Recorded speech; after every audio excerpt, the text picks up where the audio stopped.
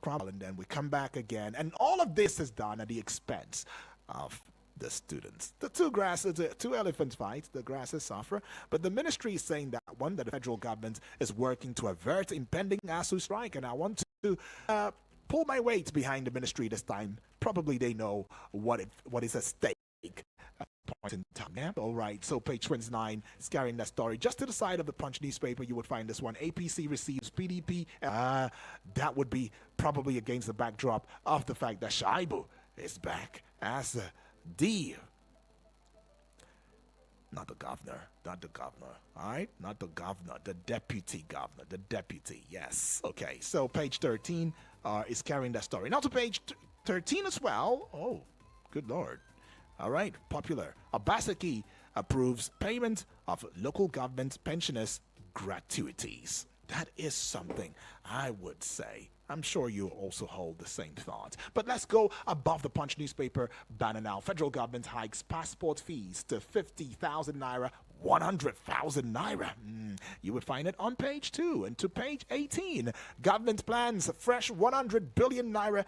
Oh, come on. 100 billion US dollars investment. Government plans fresh 100 billion US dollars investment. I would have rung a bell for the government, but no, it's just a plan until this thing is materialized. Okay, that's when we would know. But then, government, big ups to you though. It's something. Dangote Refinery reduces crude imports from US. That's a report you should see and you would find on page 19 of the Punch newspaper this morning. Yeah? Okay, so let's bring the Vanguard newspaper to you now. It's going to be the last one that we'll bring to your audiovisual consciousness. And for the Vanguard newspaper, I'm looking at the story right now. It's the big story on the front page. Petrol scarcity worsens as marketers load at 780 naira per liter. It's got 3 riders to it though. Transport fares rise by over 200%. My oh my. Second rider, transporters lament impact on businesses. And the third and last rider to that big story, Nigeria becoming failed state. Now, this one is not coming from a single individual. It's not coming from Atiku Abubakar. It's not coming from Peter Obi. It's not coming from the other big names, Kwankwaso Saw that you know and the rest. It's coming from Pengasin.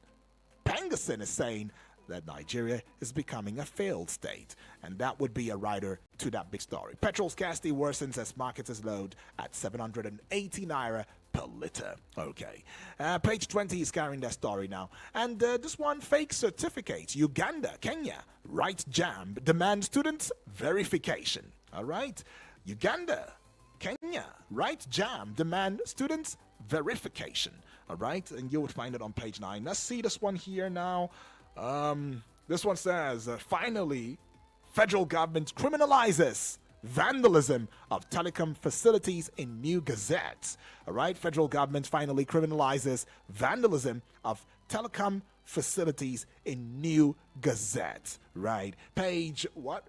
Page 25. I've got sharp eyes. Now that is what it is. Above the Vanguard newspaper banner, you see this one here. It says, food inflation reducing will reduce it further. Finance Minister Wale Edun is saying that one now. Page 19 is carrying that story. For some reason, Wale Edun has been in the news on the front pages of Nigerian newspapers since this week, right? He could be the most popular now. But let's see this one too. It says, hashtag end bad governance. CSOs berate federal government over prolonged detention of protesters without charges. Now that is something. Page what? Page 6. It's got that story. Page 15 now. Federal government increases international passport fees. And the last story that I'll be bringing from the Vanguard newspaper as well as the front pages now would be police invitation to Ajero.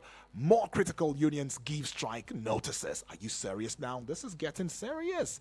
All right. And you would find this one having one rider. It says, as U.S.-based union petitions Nigerian embassy. As U.S.-based union petitions Nigerian embassy. Okay.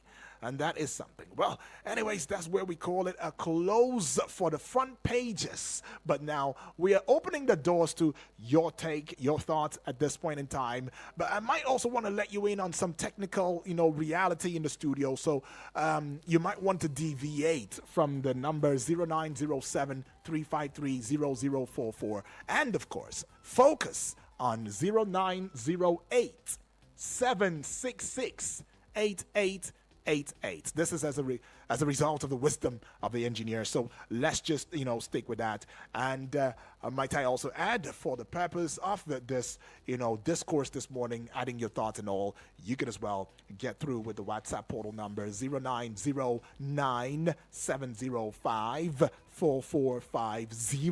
Right? You can call me via the WhatsApp portal number for the purpose of what's going on, right? So that we can have a worthy, robust conversation, right? What would be your reaction to some of these headlines, the big stories that trail? And might I also inform and somewhat remind us that, look, you can be a part of the audiovisual radio national television that we host across social media platforms. That's right. I'm talking about the YouTube page, all right? A YouTube channel, rather. You can subscribe at Eagles FM Abuja. And as you do, be sure to also imprint your presence so that we know. How do you do that? You give us a like, you give us a following, you give us a comment. That's how you do it. And you can do the same. Spread it across Twitter, that's X, right? At Eagles FM Abuja.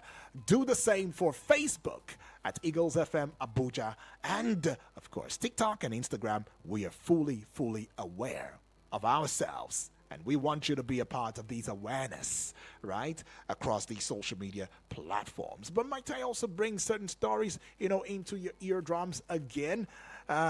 Just to let it reiterate and sink deeply, right? The federal government of Nigeria, though, has announced an upward review of the fees for the Nigerian passport. So the DCI, Kenneth Udo, the spokesman of the Nigeria Immigration Service, NIS, disclosed this in a statement as of yesterday, right? And said the new price would be effective from September 1 of 2024. Right? He also added that the move was part of the efforts to maintain the quality and integrity of the Nigerian standard passport, right? So that's what he said right there. But all of this will start from the 1st of September of 2024. And they say that those in the diaspora, they are not really affected, right? Okay, they're not affected by this. Okay, so, and they say they're expressing their regrets about inconvenience for development, that this development may cause to prospective applicants, and they're assuring Nigerians, assuring us of an unwavering commitment to transparency and quality service delivery at all times. Yeah, but we should also go to some reports that, is very visible. The prices of Gary, a major staple food, and tomatoes have dropped significantly in Anambra, Ebonyi, and Enugu. And now that has brought some respite to many households in that state. Well, a survey by the NAN in major markets in Awka, Anambra showed that a bag of Gari now costs 75,000 naira as against 90,000 naira in June. But I've got some bills to pay. Let's just go pay it. When we come back, you already know it is Eagles Morning Rise, the breakfast show that allows you to have that audio-visual radio experience that boosts you in the day and allows you to be energized, rejuvenated, and re-engineered. Don't go away. Eagles 102.3 Abuja. Your number one radio experience you can count on. Eagles 102.3 Abuja. From Milky Way to Earth, everywhere there's internet, you can connect with Eagles 102.3 FM Abuja. Log on to our website, www.eaglesfm.com. Follow and engage with us now on Facebook, Twitter, TikTok at Eagles FM Abuja, Instagram at Eagles FM 1023. Download our apps on your Android and iOS stores. Eagles 102.3 FM Abuja, your radio experience you can count on. Eagles 102.3 Abuja. Get the desired clients for your business and service and get your phones buzzing. From the 1st of September to the 31st of December, you can advertise and reach a large audience with the Eagles FM Ember Months package. Advertise on any of our platforms and get a whopping 30% discount. That's right, 30% discount. For more information, please call 080 5919 8658 or 081 5791 7278. The Eagles FM 102.3 FM Ember package is a sure way to getting a wider clientele for your business and service. No AC, no problem. No offense to the commercials. It's just that we want to see other audio. Eagles 102.3. 102.3 FM Abuja, and yes, the number is still out there, 0908 766 8888, and the WhatsApp portal number is 0909 705 4450. And I said, for the purpose of this morning, you could as well put that call through via the WhatsApp portal number 0909 705 4450, and we would have a worthy conversation. Which of these headlines indeed pops at you, jumps at you, tickles your fancy, begs for your reaction, and wants you to just add your voice, in it. The purpose as well is not to attack or destroy the government. No, the purpose is for us to speak, and speak very, very inspiringly, motivatedly, as well as educationists that we are, people who are very well informed, and add to the growth and development of our dear country, Nigeria. And speaking about the growth and development of our country, Nigeria, might I also bring to you the fact that the PDP, right? The PDP, People Democratic Party, is called for an investigation into alleged corruptions in the All Progressives Congress, APC. So the PDP is alleging that APC officials have engaged in corrupt practices, including embezzlement and money laundering. This development, of course, is highlighting the ongoing political tensions between those two major political parties in Nigeria, right? Well, the Senate President, in the person of Ahmad Lawan, the Senate President, of course, in the person of Godswill Akpabio, is calling for increased funding for education in Nigeria. Well, he emphasized the need for governments to prioritize education and allocate more resources to addressing the challenges facing the sector. Well, the call actually comes amidst the ongoing disputes between ASU and the federal government, right? Of course, it's got to be against that backdrop. But we have always said it, time without number, that why does it seem as though we are always very reactionary and not indeed visionary? Yes, we are not visionary at all. We are very reactionary. We wait for these things to happen. Would you say that the federal government is unaware that there are demands by ASU that is unmet? Would you also say that ASU, after the last, meetings that y'all have had, that wouldn't it be nice for you to still keep up with coming aboard and speaking truth to governments, to power, reminding them just in case they forgot, and not, staging an onslaught as you have done at this point in time, as a critical time where many stakeholders believe it is not just very untoward of you to wanting to take such a step at a time like this. Well, I mean, it's a two-way game, right? It's a two-ball game. It's a two-coin side type of shaping to look at, when we're looking at stuff like this. But then, who suffers? Who suffers in the end is you and I. Don't even say the students. Don't say our children. No, it's you and I, because in the end, it comes back to you and I, right? And now, I'm seeing this one here, of course, where the federal government has launched a new initiative which is aimed at boosting the economy. Now, the initiative is focusing on promoting entrepreneurship and creating jobs. Well, this development is seen as a positive step towards addressing the economic challenges facing the country. And might I also bring to your eardrums the fact that, look, political parties have engaged in war of words over various issues, including corruption, including governance, including leadership and all of that. Now, the exchanges highlights the ongoing political tensions and even the intense rivalry between the parties ahead of next elections. Seriously, we are just in 2024, right? When is next elections now? It's 2027, and we're already bickering the way that we are doing, right? Some would want to say that, hey, at this point in time, being elites that we are, being people who are exposed, that we should have constructive criticisms. But what do we find out there? It's more of pointing fingers, accusing here and there, and all of that.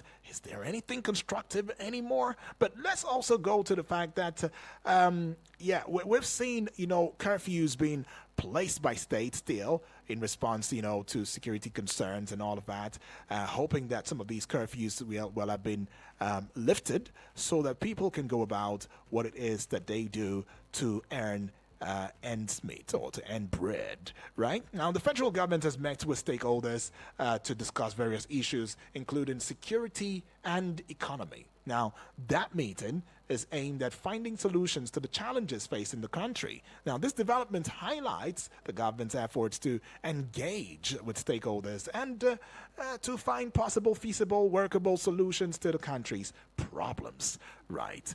Well, we're still seeing defections going on. I mean, somewhere in Edo State, we've seen where the APC has thrown its arms open to those who, politicians who are defecting from the PDP, the LP, and other parties, to APC and all of that.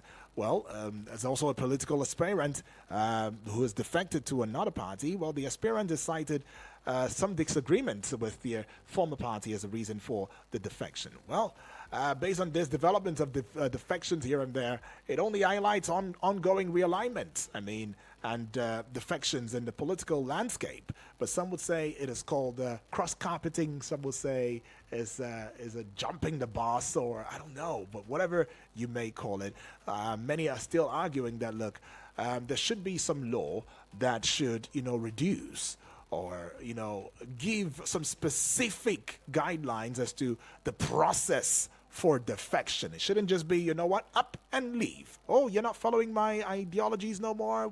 I don't see that. I think we have irreconcilable differences now. So I'll just move. Okay, bye-bye. And then being in the other party for 1 or 2, 3 years. Oh, I still see irreconcilable differences. My ideologies is not aligning with them and all of that. So I move. And funny enough, where is this person, this said politician, moving back to? Back to the place that he left in the first place, where he accused of not having ideological, compliance. But then a new narrative will always come up, and they'll say, ever since this new person took over the leadership of the party, we've seen some things that, really attracts us.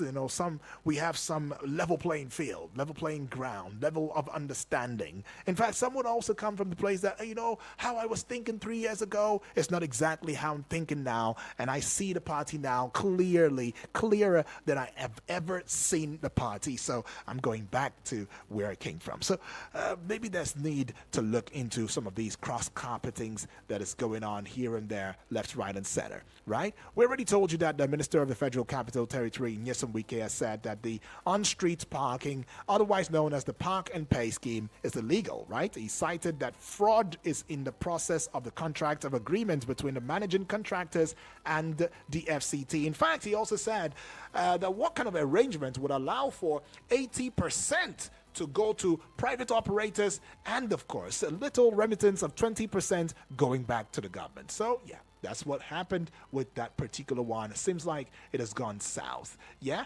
And we should also let you in on the fact that on the story that has to do with, is it Togo, Benin Republic owing Nigeria $14 million for electricity. Ooh, federal government is actually putting that through, and they're saying that seriously. In fact, none of the 4 international bilateral customers being supplied by the power generation companies in the Nigerian electricity supply industry made payments against a cumulative invoice of 14.19, oh, there's a 19 million US dollars issued by the market operator for services rendered in the first quarter of 2024. Now, the Nigerian Electricity Regulatory Commission, NERC, revealed this in a report cited by, our correspondents, though. Now, the foreign companies are, Para SB in Benin Republic, 3.15 million US dollars. Transcore SB in Benin Republic as well, 4.46 million US dollars. Mainstream Nigelec in Togo, 1.21 million US dollars, and Odukani Seed, as in CEET, right, in Togo, 5.36 million US dollars. So the NEC has also added that no remittances were made by bilateral customers within the country against a cumulative invoice of 1.86 million naira, beg your pardon, issued to them by the market operator for services rendered in quarter one of 2024. So, okay, now, the Federal Ministry of Education on Wednesday, as of yesterday, said the federal government was working to avert another strike by the Academic Staff Union of Universities. That's talking about ASU. And that would be, of course, from its National Executive Council meeting, where the university, which was held at the University of Ibadan, by the way, over the weekend. ASU had given the federal government a 21-day ultimatum to meet its outstanding demands, or lecturers would go on strike. And when the lecturers, who are supposed to be those who convey knowledge or who impart knowledge, impact the students with knowledge, decide to go on strike, what will be the lot of the students? It means to your tent, O Israel. And if you don't have transport fare home, well, you might as well just want to stick around with no job, with nothing to do. You know what happens when an idle mind is occupied with nothing that is worth the while. They say the idle mind is a devil's workshop. And you already see it, how these things will now impact the society, degenerate the society, and we'll still come back again in our very usual self and be reactionary. Oh, no, that's when people will wake up from their slumbers. Agencies will, just like they're doing right now. But then, further speaking, though, on Wednesday at a press briefing, Michael Opara, University of Agriculture, Umudike, Abia State, ASU President Professor Emmanuel Sodeke, insisted that lecturers would be forced to embark on another strike, except the federal government met their demands before the expiration of the 21-day ultimatum. Might I also bring to you that this is something that was advised to the ASU by their legal counsel, a lawyer, who had said, hey, so that they don't term this whole process illegal, please, give them an ultimatum, a time frame. If they don't meet us inside the time frame, then we will have no choice, because then our hands would be tied and we would have to embark on the strike. But good thing we heard the Senate President is coming to put his voice out there and saying, hey, you know what? The universities need funding. We should do something. The federal government would look into it and ensure that this funding, would come to the universities. But Nigerians are saying, can we trust the words of a Senate President? As other Senate Presidents have also said these things. And we're saying presidents, from the past administrations also saying things like this. But then what has been the will, if you like, the political will to ensuring that the education sector, which happens to be one of the bedrock of a society, is indeed satisfied? May not be 100%, but at least let's have a 95% satisfaction, because what many stakeholders are saying is that at this point, we only have barely 45 or 49%, for our education system. And our rankings at the global scene is not very encouraging. And yet, some of the bright minds outside across the shores of Nigeria are mostly Nigerians, and we're doing big things. See? So imagine that we got the right funding, we got the right environmental to read, conducive environment to read, to study, and all of that. Imagine the things that we would be doing right here in this country. But then the Dangote Petroleum Refinery is reducing its importation of crude from the United States, taking more of Nigeria's oil processing and that is a report that has come out there, right? So that report also stated that 650,000 refinery is set to import the Dangote 650,000 refinery capacity set to import just over 4/5 of its feedstock from domestic sources in the third quarter. And that really compares with less than 3/4 in the prior quarter, according to tanker tracking data and information from traders. All right. And all right, let's see what happens, in Bauchi State, where the Bauchi State Emergency Management Agency, SEMA, have confirmed the deaths of 11 more people following the recent flood disaster in Bauchi North Senatorial District, bringing the number of deaths recorded so far to 18. And that is really not something good. So the flood actually destroyed 200 houses and washed away 300 farmlands, leaving villages stranded and homeless. You should also recall that 7 persons were reportedly killed from severe flooding caused by heavy rainfall in the same Bauchi State Senatorial District 2 weeks ago. So that rain, which fell for 3 consecutive days, actually claimed 3, not 1, 3 lives of domestic animals and destroyed farmlands and other valuables. Right, let's get onto the WhatsApp portal now and see what's going on with the WhatsApp portal and bring it to you. For some reason, okay, I see text messages too, okay, well, I'll just jump in. Well, that's a lot now, didn't take note of this time, sorry, apologies.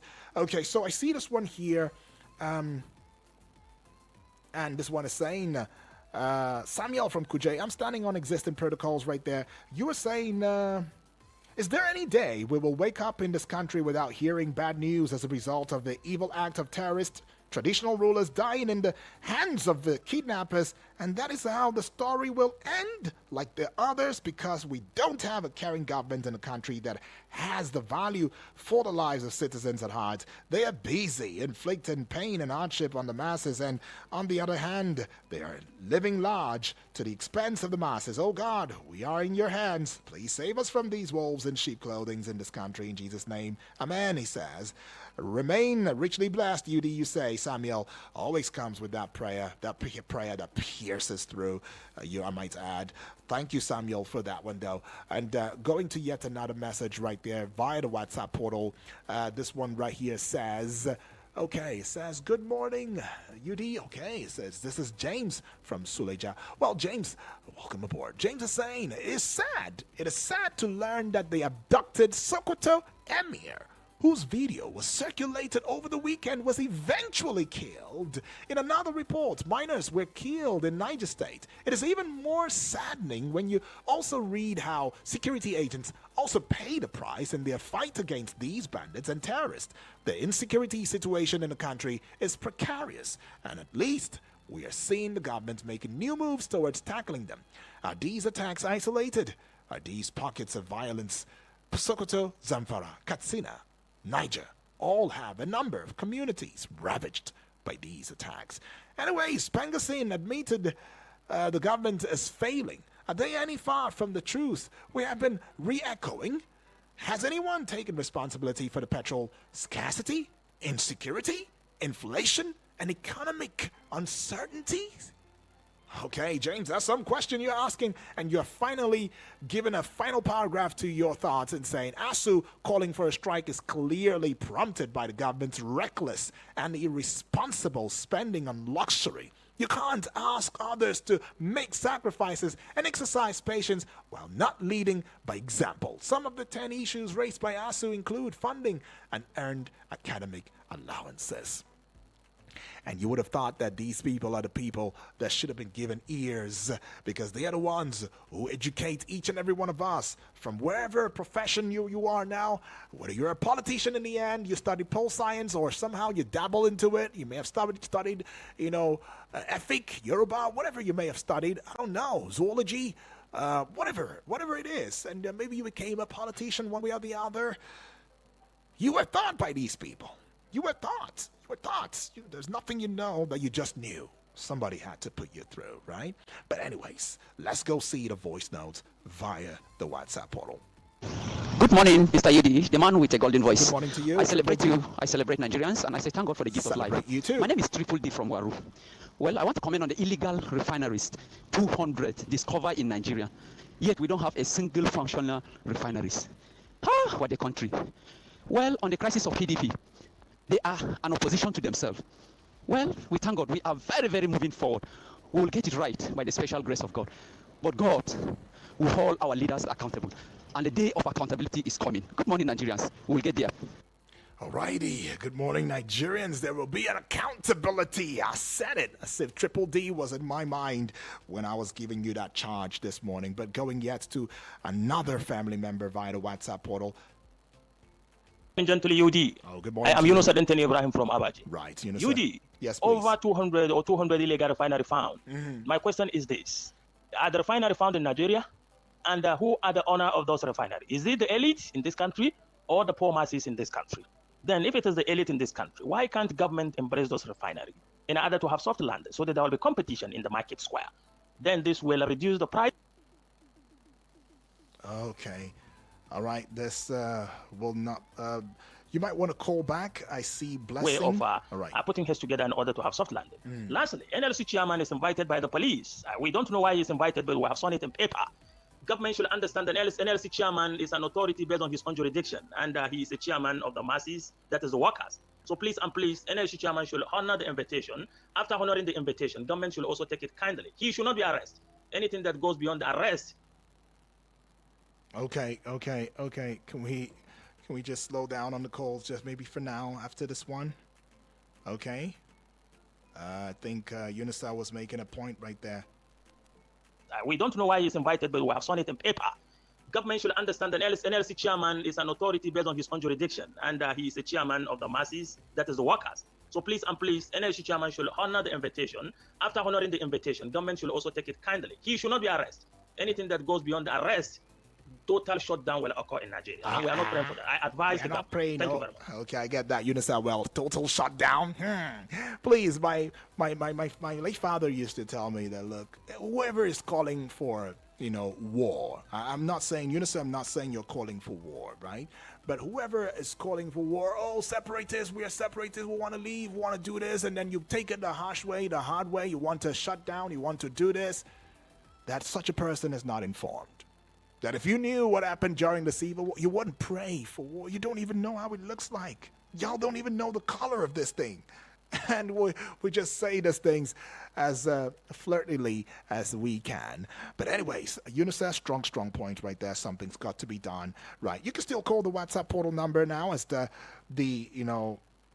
veil blocking it has been open now. 0909-705-4450 is that number for you to call. And keep in mind, the other number that you should stick to would be 0908-766-8888. Let me give it to you again in case you're a newbie and you're just joining us for the first time. 0909-766.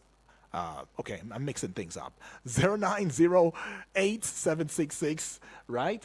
8888 is that number to call. Or better still, you might as well want to give me that call via the WhatsApp portal number, and that would be 0909-705-4450. Across social media platforms, we have a strong presence: Facebook, Instagram, TikTok, and YouTube is a channel you can subscribe to. X, we are there, and we are hosting an online, national, global radio, audio, visual experience right there. So you might as well want to get there and see for yourself what the ambience of the studio looks like, and just be a part of the positivity that is going on here. Right. Well, it's not a lot that I can take anymore, as I would be calling it a close right about now. Apologies for the lack of touch with me.